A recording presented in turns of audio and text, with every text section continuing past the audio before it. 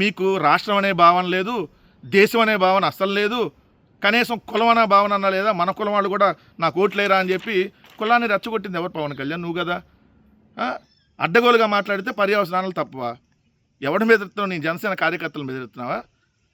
నీ జనస అంటే నిన్ను ఎవరు క్వశ్చన్ చేస్తే వాడి మీద నువ్వు తోలు తీస్తా తాట తీస్తా అంటావా?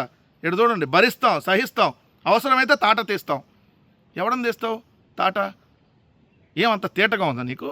ప్రతి ఒక్కరిని తాట తీస్తా, చంద్రబాబు నాయుడు వెళ్ళి తాట తీస్తా అని చెప్పి మాట్లాడరాపు. తోలు తీసి 2 రోజులు ఎవడతాడు, నిన్ను కూడా లోపలేస్తాడు.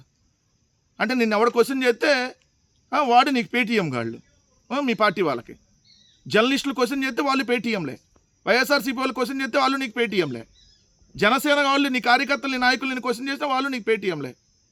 దారిని పోయే దానయ్య, నీకు ప్రొఫెసర్ నాగేశ్వర్ దారిని పోయే దానయ్య. మరి దారిని పోయే దానయ్య మీద ఎందుకు కేసులు పెడతా? ఆయన మరి పట్టించుకోకూడదు కదా దారిని పోయే దానయ్య అయితే. రెండో అంశం వచ్చేటప్పటికి, నేను కమాండర్ని, నన్ను ఎవరూ ప్రశ్నించకూడదు. నువ్వు మాత్రం అడ్డమైనవన్నీ వాగొచ్చు. ఏమయ్యా అడ్డదిడ్డం వాగుడు వాగుతున్నావు, నిన్ను మాత్రం ప్రశ్నించకూడదంట.